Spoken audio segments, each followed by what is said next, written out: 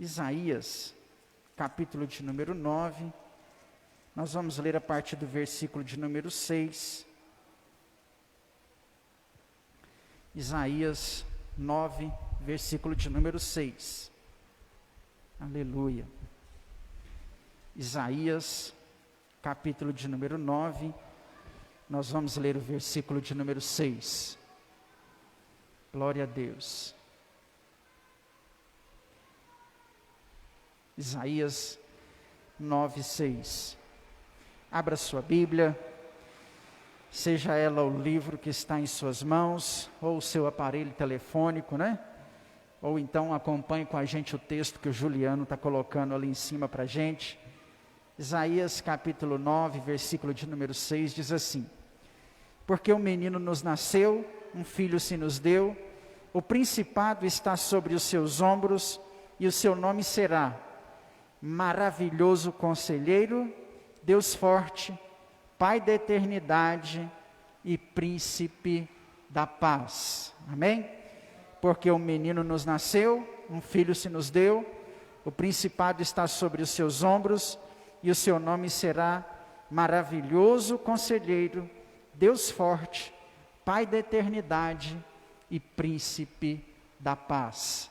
Deus, esta é a tua palavra que foi lida, será ministrada aos nossos corações nessa noite, e eu oro para que através dela o teu Santo Espírito possa falar aos nossos corações, que nós venhamos te conhecer um pouco mais através da tua palavra, em nome de Jesus nessa noite. Deus, nós sabemos que a sua palavra nos aproxima de ti, nos coloca mais perto do Senhor, e que ela venha, Deus, cumprir esse propósito, esse objetivo nessa noite, que é nos levar para mais perto do Senhor, em nome de Jesus. Amém, amém, glória a Deus. Pode se assentar, meu irmão? Aleluia, fiel é Deus. Irmãos, é chegado, né, o Natal, e eu quero trazer para os irmãos algumas mensagens relacionadas, né?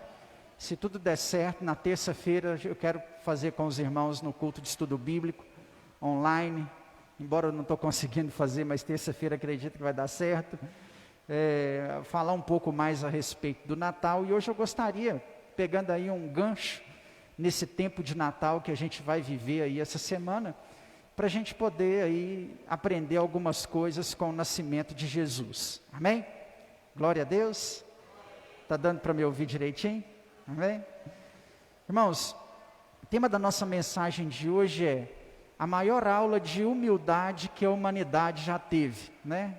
Se a gente pudesse resumir o Natal em uma frase, na minha opinião, essa seria a frase: o dia do nascimento de Jesus é a maior aula de humildade que a humanidade já teve. Então hoje nós vamos falar um pouco a respeito de humildade. Falar a respeito de humildade é algo muito fácil de fazer, né?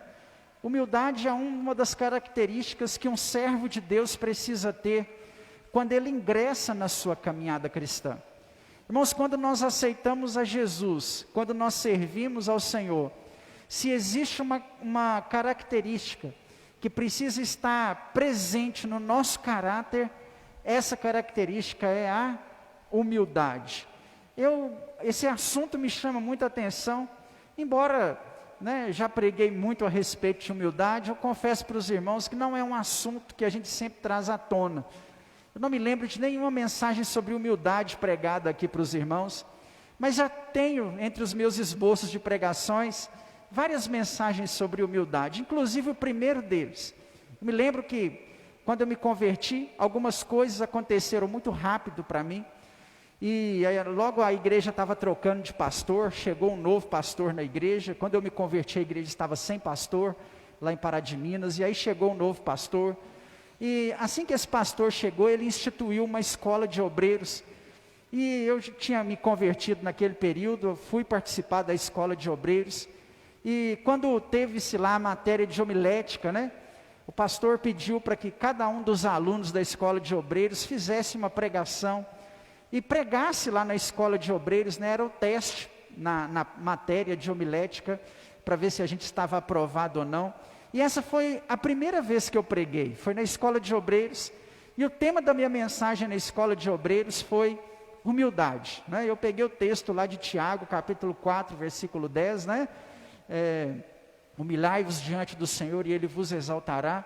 E falei muito a respeito de humildade naquela questão. Foi a primeira vez na minha vida que eu preguei, foi na escola de obreiros, né? Na igreja em Pará de Minas, era uma igreja um pouco diferente da nossa, porque não era uma igreja com muitas oportunidades. Me lembro que eu preguei a primeira vez na minha igreja, me lembro direitinho, num domingo, né? A igreja tinha culto sexta, que seria esse nosso culto de quinta, e tinha culto no domingo. Eu preguei a primeira vez na igreja num domingo, quando eu já estava no 2º ano de seminário, né? O meu pastor era alguém muito exigente, não franqueava tantas oportunidades assim. Então assim, eu fui para o seminário sem pregar na igreja, e eu me lembro direitinho, quando ele, um dia eu em casa, né, estudava em Belo Horizonte, fui em casa, e aí ele sabia que eu estava lá, foi até lá em casa para me ver, e falou assim, você já passou para o 2º ano do seminário, né? Você passou, foi aprovado em todas as matérias, eu fui aprovado. Ele falou assim, então agora você pode pregar na igreja. Eu não deixo ninguém pregar com menos de 1 ano de seminário, né? Então assim, eu fui para o seminário sem ter uma oportunidade de pregar na igreja. Eu pregava em cultos familiares, em cultos de oração. A gente dirigia um culto familiar no meu bairro lá, e lá eu pregava. Mas na igreja eu preguei apenas quando já tinha 2 anos de seminário, né? Não tinha-se tanta oportunidade assim naquela época, né? Então assim, a primeira vez que eu preguei mesmo, eu preguei sobre humildade. Então o tema me chama muita atenção. E nós muitas vezes confundimos algumas coisas a respeito de humildade. Nós confundimos humildade com bobiça, né? E quando eu falo que a gente tem que ser humilde, eu não quero dizer que nós temos que ser bobos. Humilde não é aquele que é passado para trás a todo momento. Acho que estava meio gritado, não estava? Era impressão minha. Melhorou? Humildade não quer dizer que a gente seja bobo, que a gente tenha que ser passado para trás. Não é isso que é humildade, né? Humildade e simplicidade não tem nada a ver com ignorância e com bobiça, né? Eu tenho que ser, Jesus disse, que a gente deveria ser simples como uma pomba e prudente como uma serpente, né? Então ser humilde não quer dizer ser enganado toda vez no local de trabalho.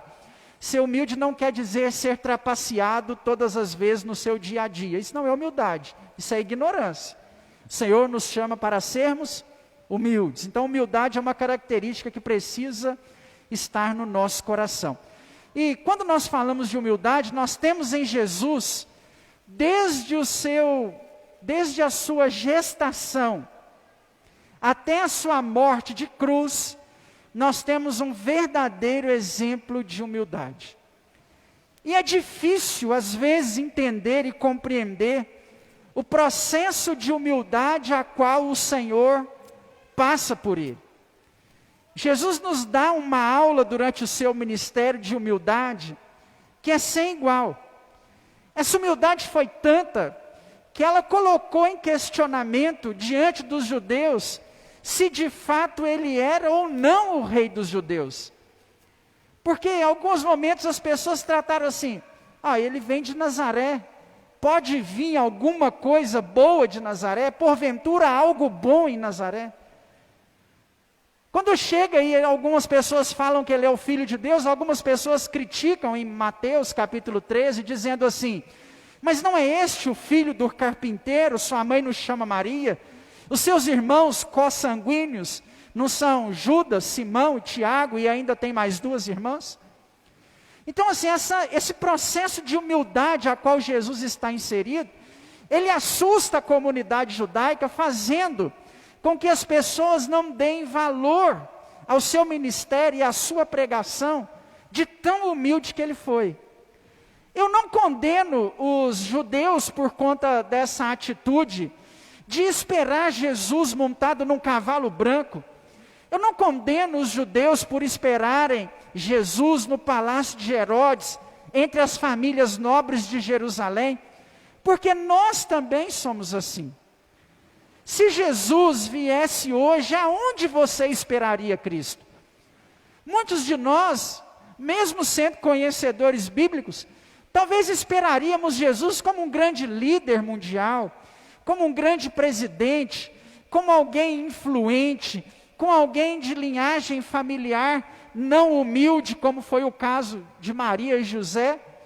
Nós, no lugar dos judeus, colocaríamos da mesma maneira, porque ao contrário da humildade, nós gostamos de ter o nosso ego amaciado pela soberba e pela arrogância.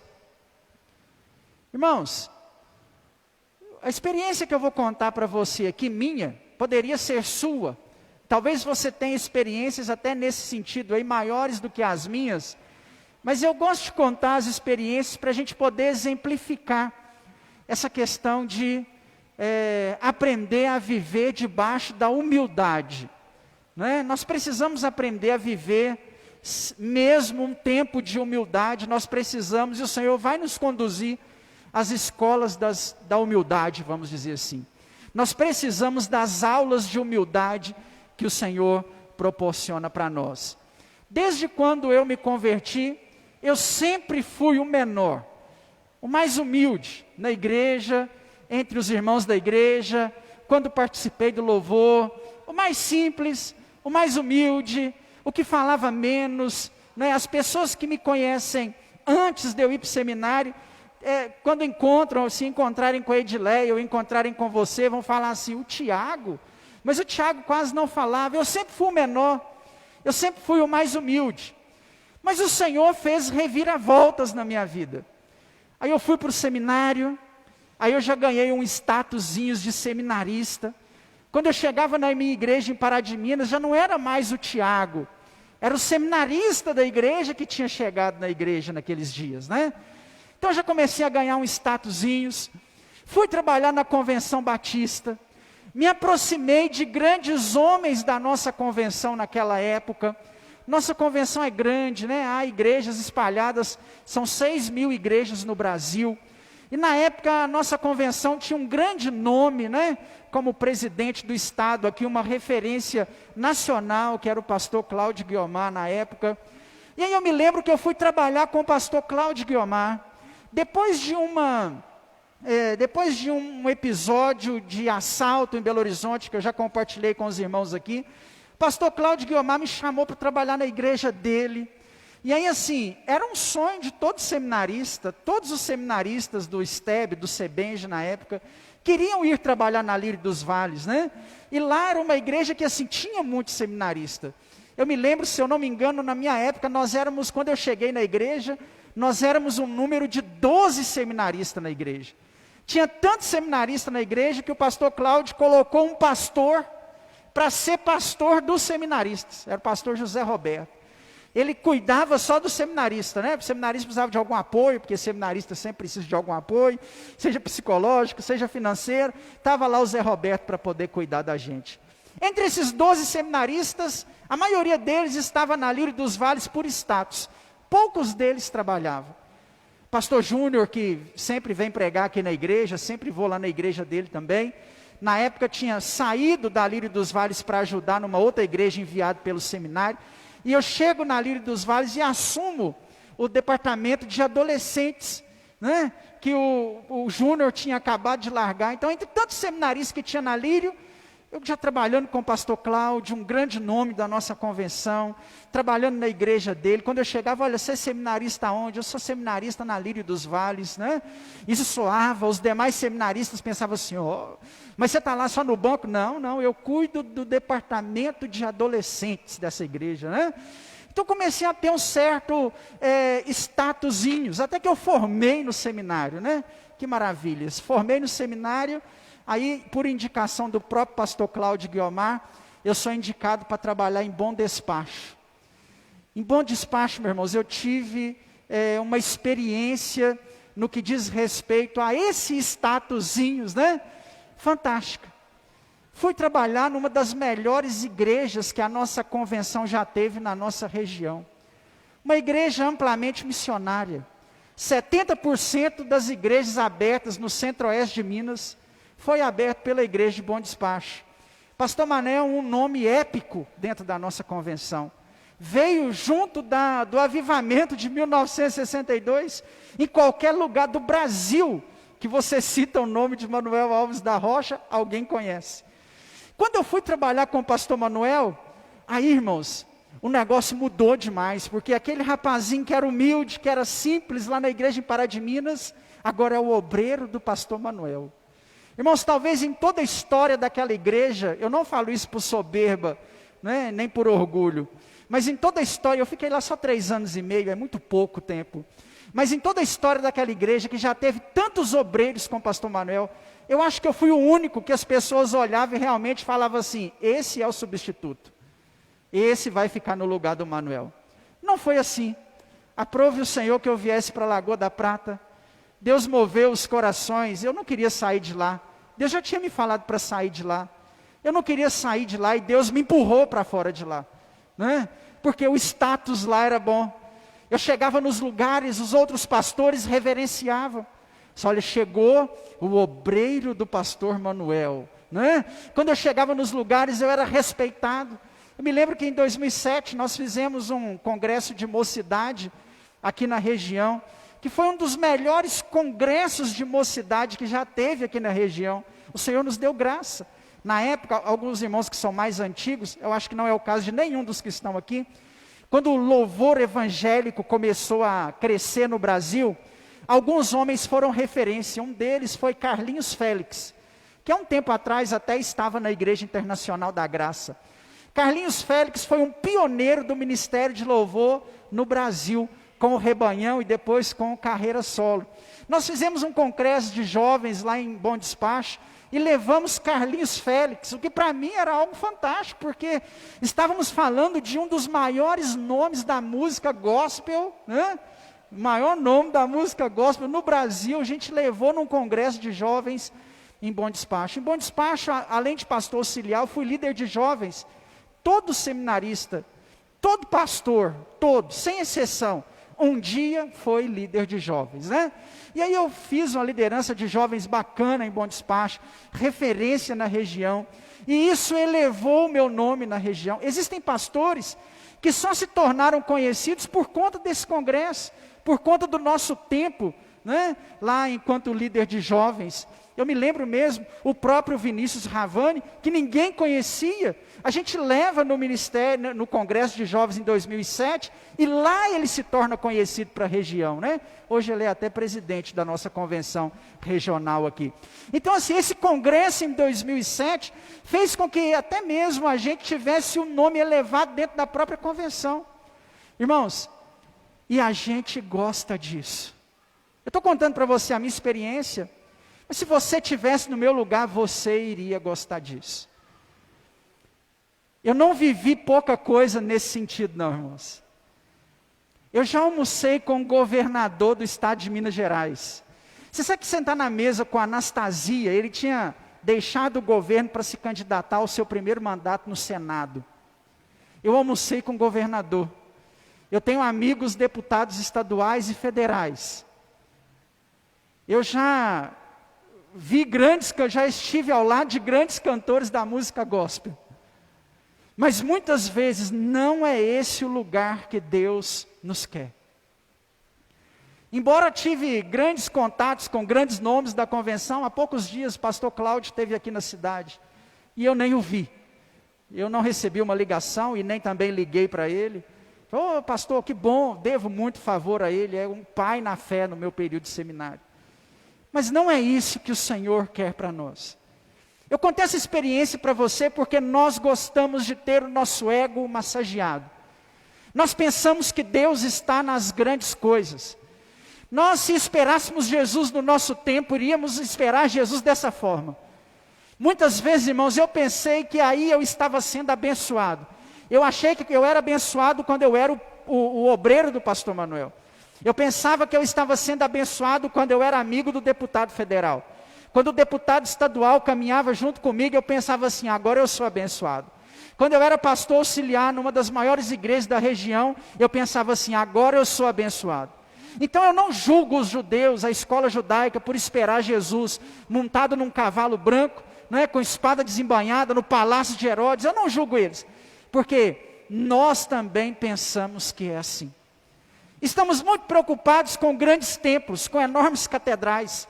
Estamos muito preocupados se a nossa igreja tem algum nome de referência, se há alguém importante ou não dentro da nossa igreja. Por isso que precisamos passar pela escola da humildade.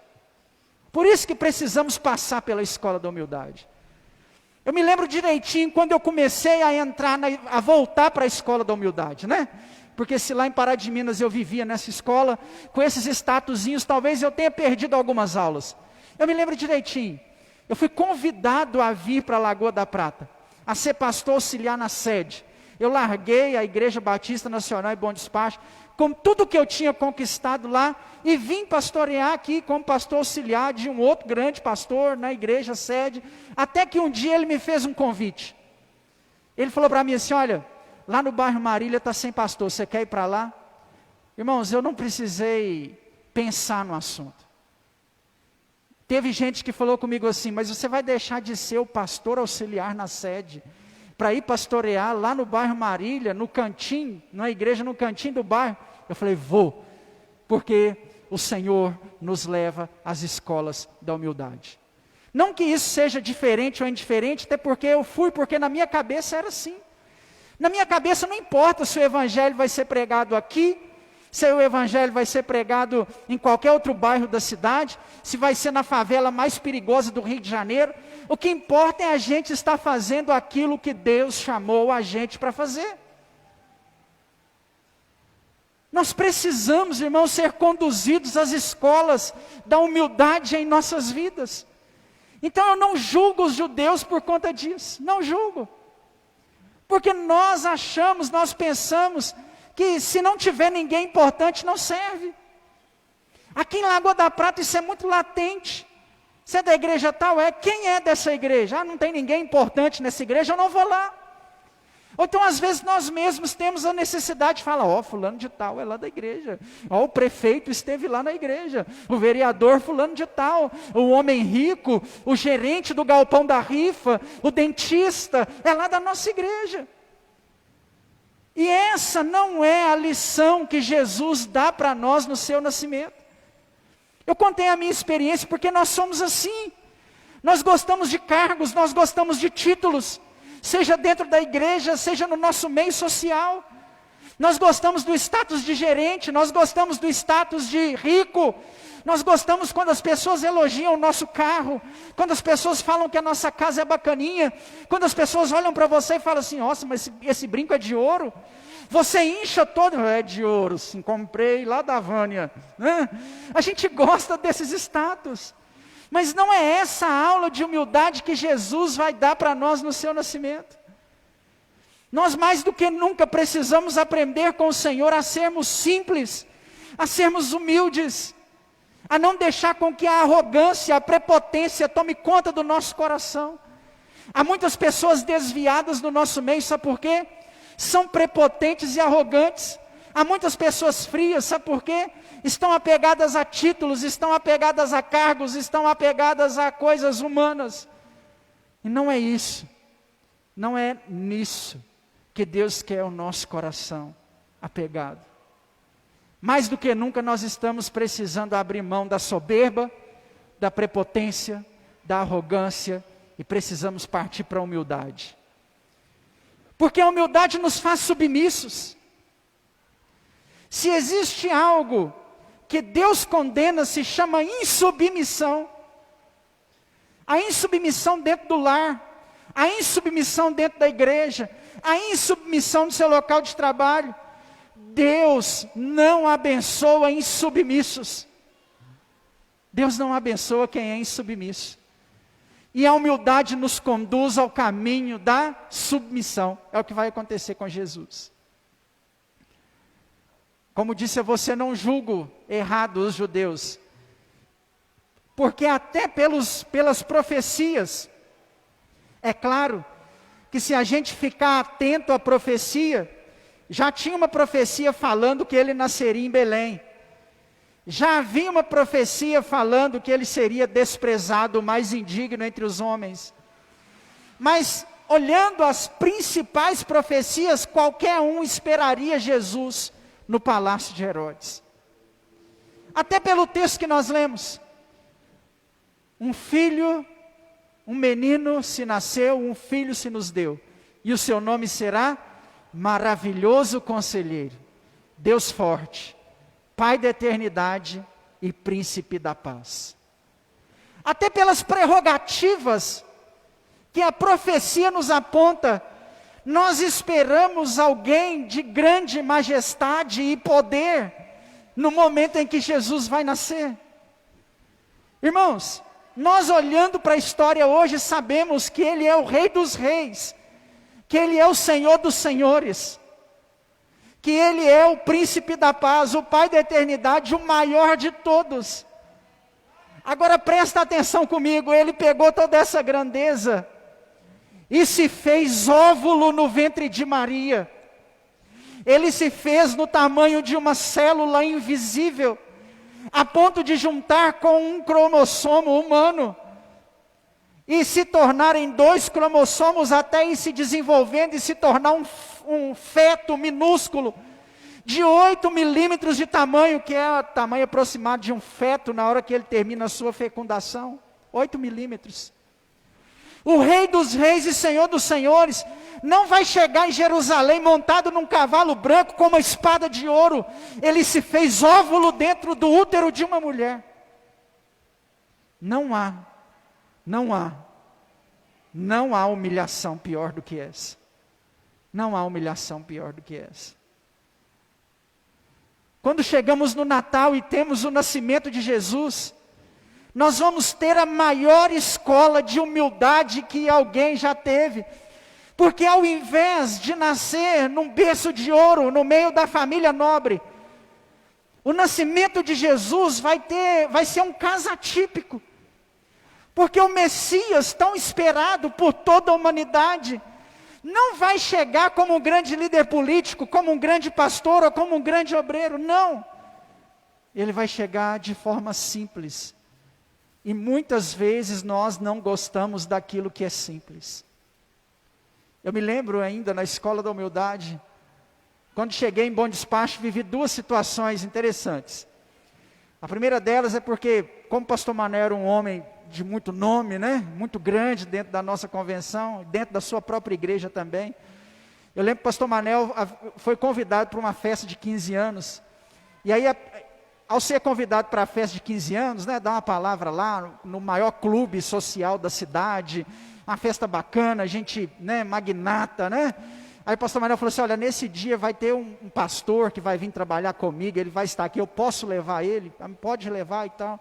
E eu me lembro que eu cheguei em Bom Despacho, primeira vez no sábado, preguei na sexta-feira, preguei e no sábado tinha essa festa, ia pregar no domingo.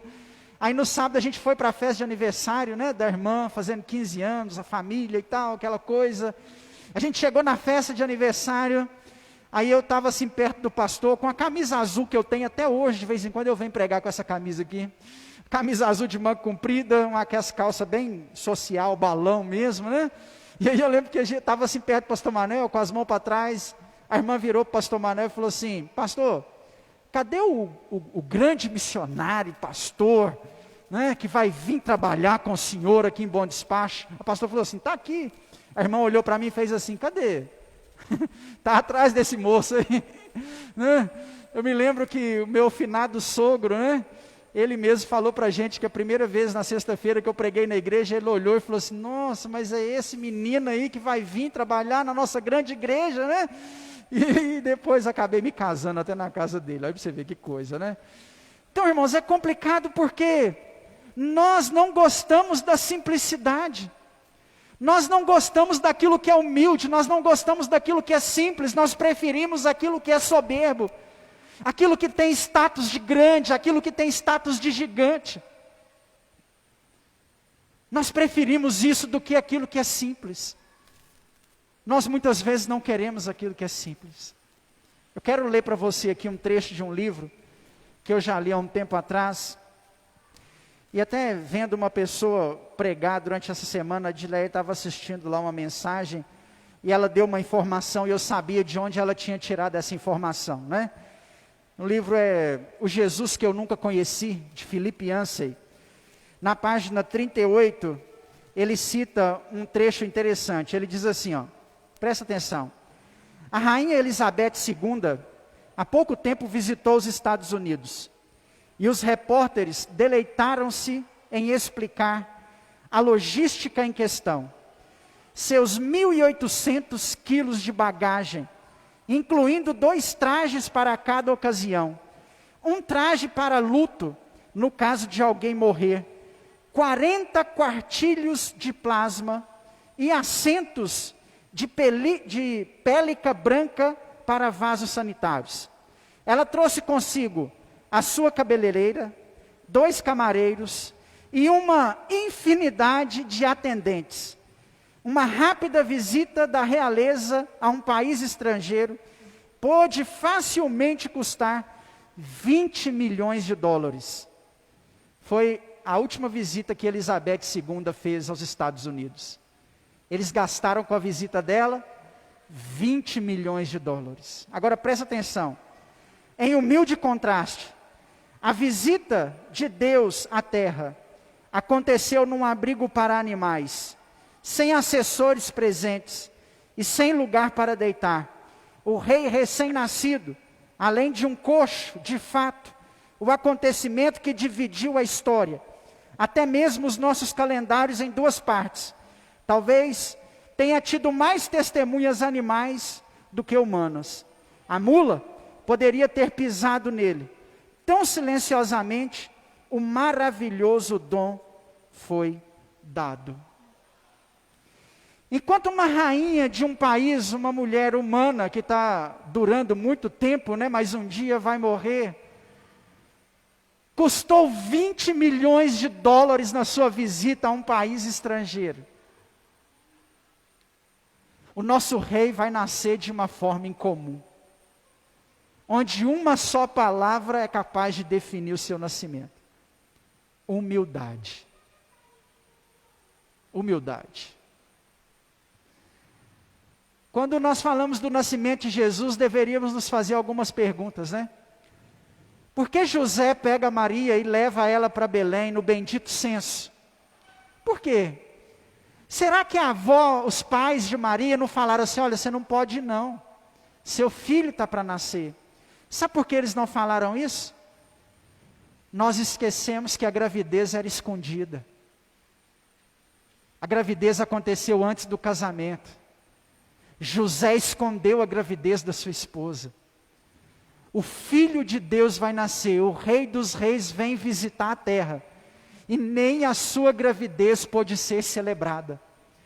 Eles adiantaram, anteciparam o casamento, para que todo mundo pensasse que o filho era de José.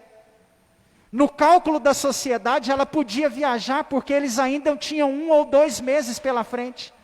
Só que os dias do nascimento já haviam chegado.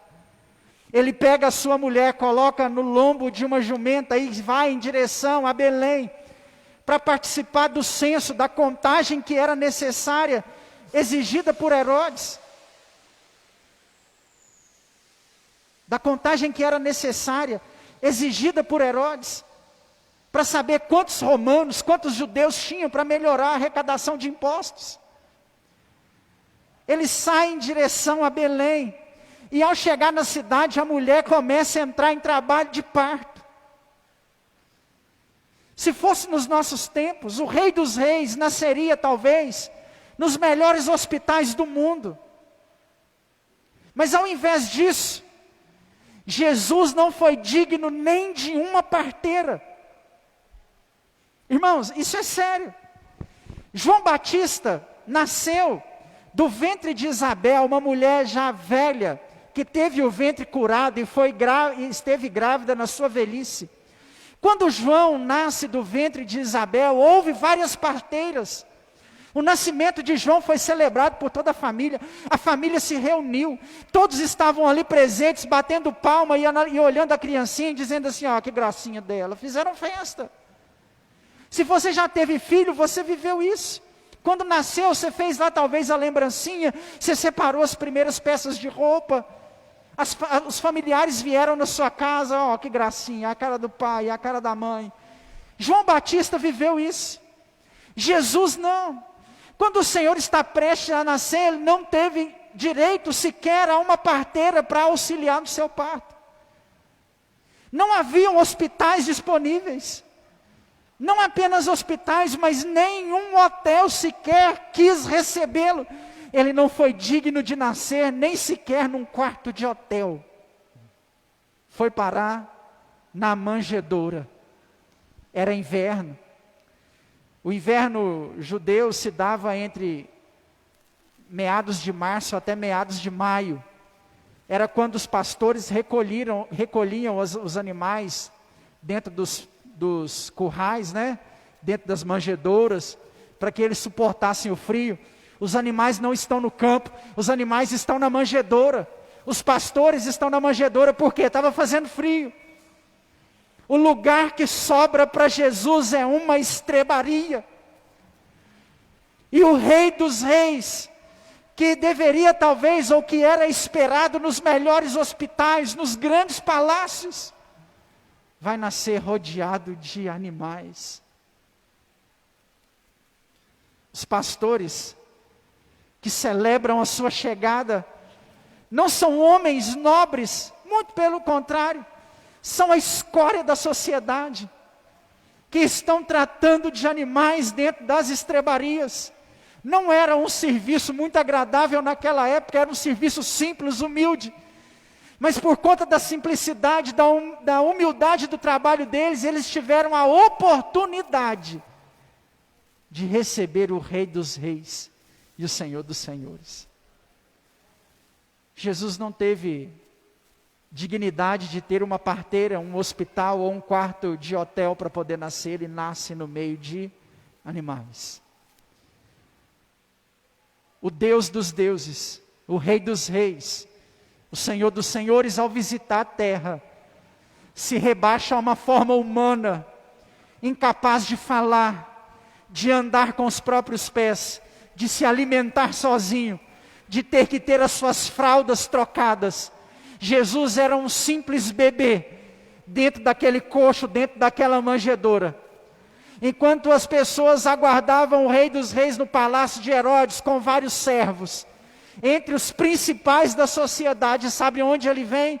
Na manjedoura, precisando ser carregado por alguém, precisando ter as suas fraldas trocadas, como qualquer criança normal. O Natal, ele é muito mais do que apenas a chegada de Jesus na terra. É a maior aula de humildade que nós já tivemos. O nascimento de Jesus nos coloca no nosso devido lugar. Queremos coisas grandes, mas o Senhor quer nos levar para as coisas pequenas. Almejamos grandes títulos, mas o Senhor quer fazer de nós muitas vezes alguém no anonimato. Foi assim que Jesus nasceu, no anonimato. Foi uma surpresa para Herodes. 2 anos depois do seu nascimento, isso mesmo, não foi na mesma noite não, foi 2 anos depois do seu nascimento. Os reis magos chegam em Jerusalém, para ver o Rei dos Reis que nasceu, porque eles sabiam, eles calcularam a profecia, olharam os lugares, nasceu, lá em Belém, vão lá. Eles chegam 2 anos depois, onde eles vão procurar Jesus? No palácio. Herodes, viemos ver aquele que nasceu. Herodes, quem nasceu? Sei de ninguém que nasceu, porque ele nasceu no anonimato. Sua foto não foi divulgada nos jornais da época. Não houve grande burburinho, nasceu Jesus, não houve. Tem um homem que pega e vê que ele nasceu, Simeão. Ana, a profetisa da época, festeja. Mas não foi uma notícia que se espalhou, nasceu o Rei dos Reis. 2 anos depois, Herodes está surpreso ao receber os 3 magos. Que falam para ele assim, olha, nasceu o rei, nós vimos a profecia, a estrela surgiu, foi em Belém, e nós viemos aqui conhecê-lo. Onde ele está? Herodes fala assim, não nasceu ninguém não, quando vocês acharem, me mostra, que eu também quero conhecê-lo. Na hora que os magos viram as costas, Herodes manda matar todas as crianças menores de 2 anos, porque os magos tinham falado que já tinha 2 anos. E aí o Rei dos Reis, Senhor dos Senhores, tem que viver fugido. Tem que fugir para o Egito para conseguir sobreviver.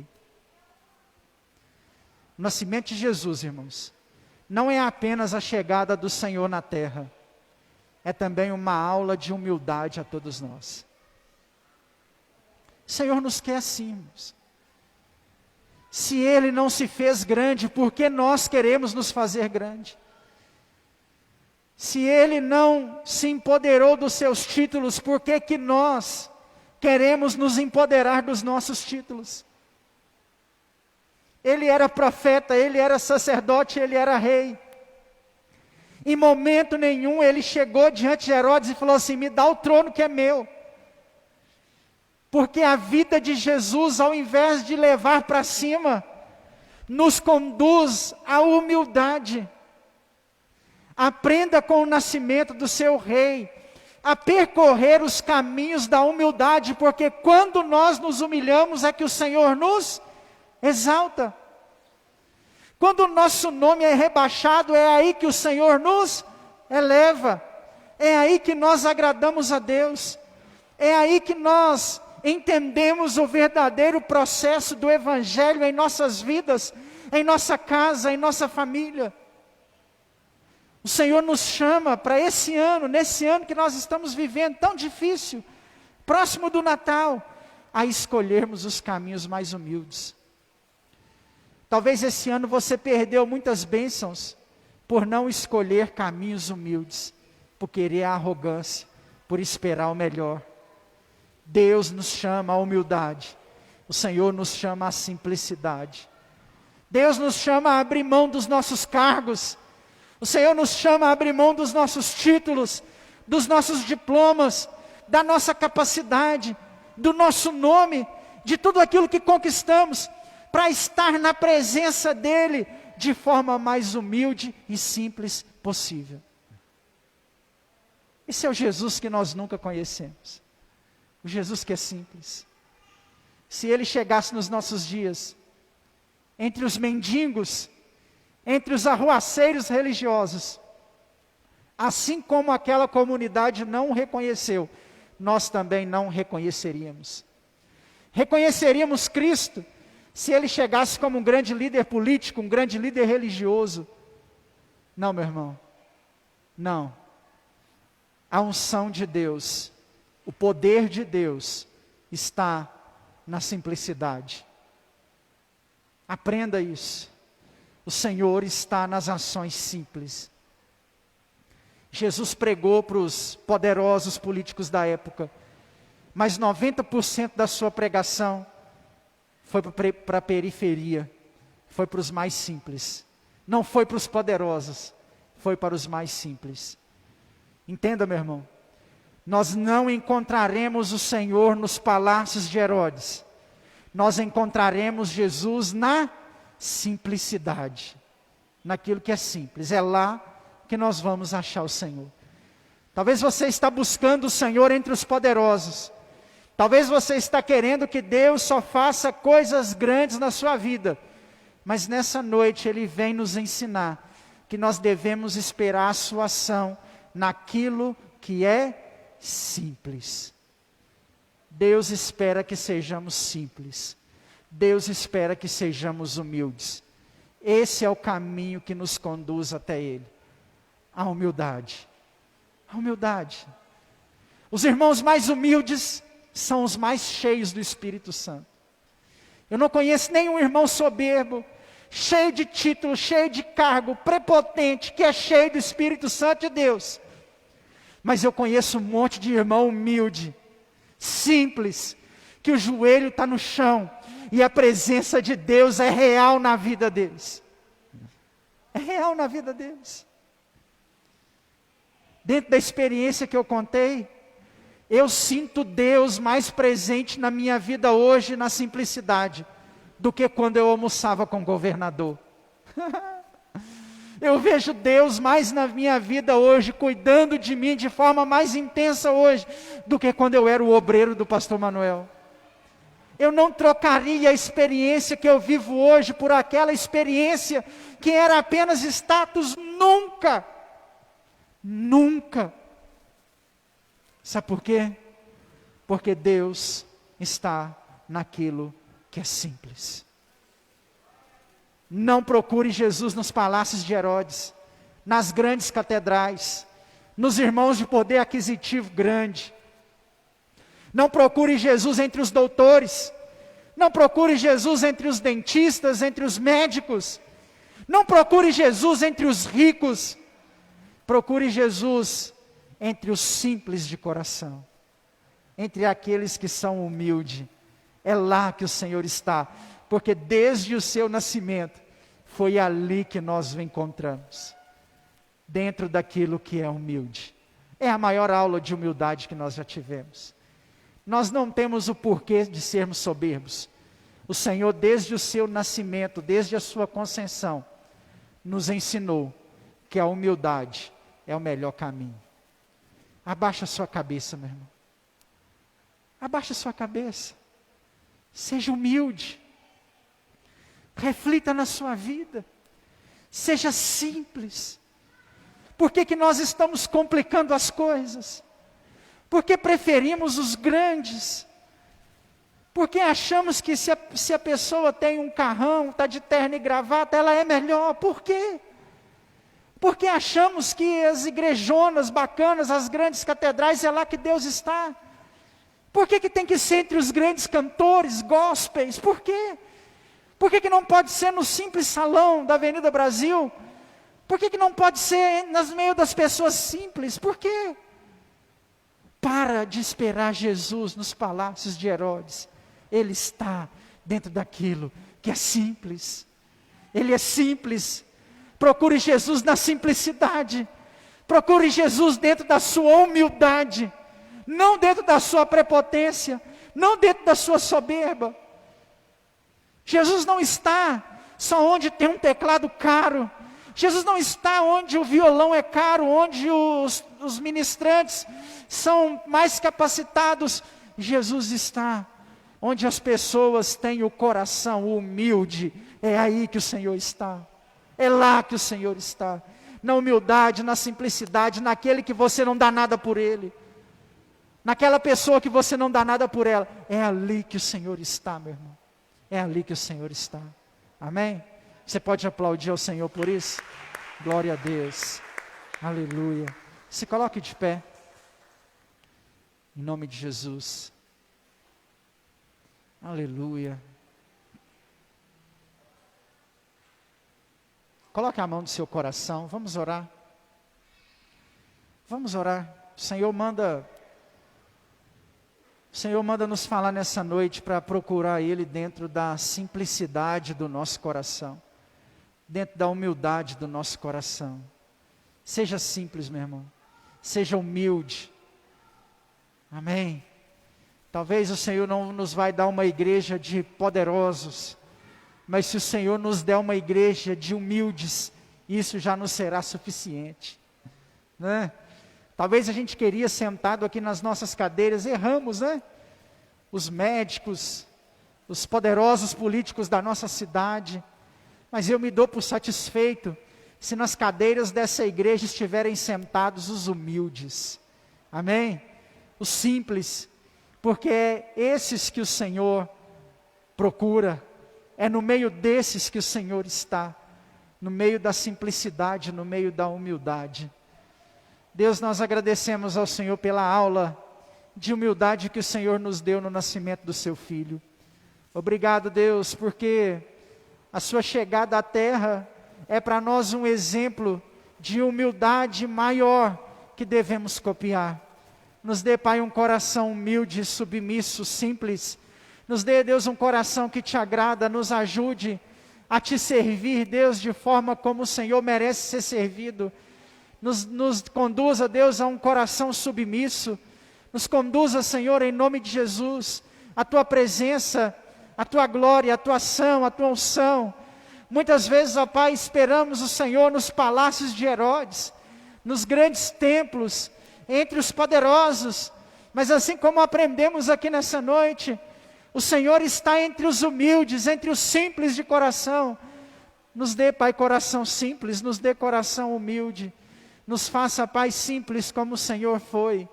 Nos faz humilde como o Senhor é. Para que nós possamos, Deus, aprender a te servir de modo como o Senhor é digno.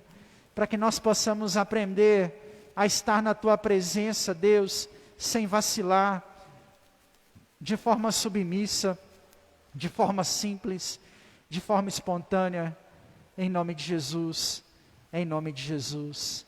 Amém. Você pode aplaudir ao Senhor mais uma vez, meu irmão? Glória a Deus. Aleluia. Amém. Amém. Pode se sentar por um momento.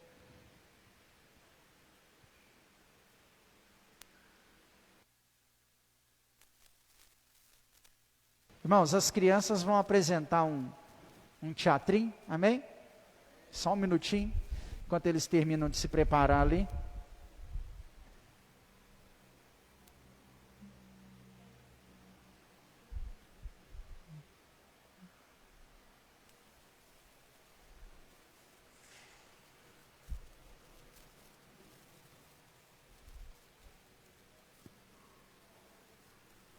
Tem que tirar da capinha, senão...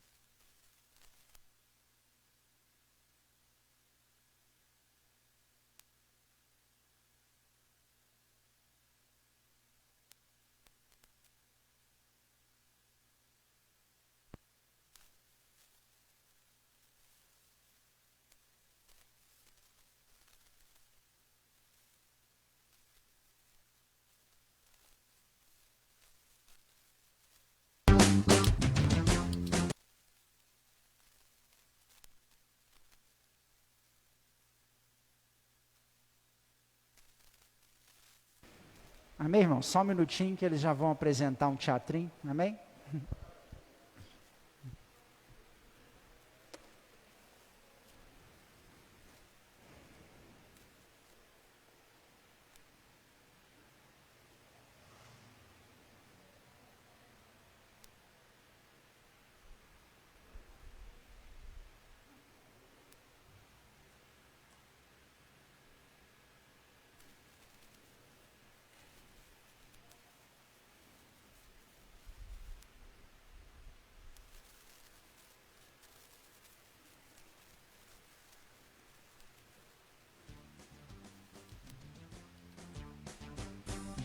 Toque, toque, toque, martelinho, pá, pá, pá. Noé construiu a arca, mas o povo não quis entrar. Toque, toque, toque, martelinho, pá, pá, pá. O povo estava gritando e a chuva caindo, chuá, chuá. Dentro da arca canta o passarinho que do céu surgiu. É piu, piu, piu, é piu, piu, piu, é piu, piu, piu, piu, piu. É piu, piu, piu, é piu, piu, piu, é piu, piu, piu, piu, piu. Entrou um pato e uma pata, entrou um gato e uma gata. Entrou um galo e uma galinha carijó. E o cabrito comilão trouxe a cabrita pela mão. Porque na arca era o lugar de salvação. Porque na arca era o lugar de salvação. Toque, toque, toque, martelinho, pá, pá, pá. Noé construiu a arca, mas o povo não quis entrar. Toque, toque, toque, martelinho, pá, pá, pá. O povo estava gritando e a chuva caindo, chuá, chuá. Dentro da arca canta o passarinho que do céu surgiu. É piu, piu, piu, é piu, piu, piu, é piu, piu, piu, piu, piu. É piu, piu, piu, é piu, piu, piu, é piu, piu, piu, piu, piu. Lá dentro o pato fez cocó, também o gato fez miau. Os passarinhos cantavam sem parar. E o cabrito comilão acorda todos com bé. Pois estão salvos com a família de Noé. Pois estão salvos com a família de Noé.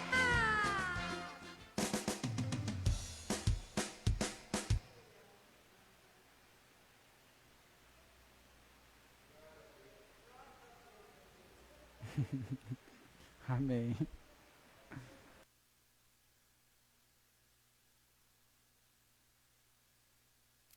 Amém.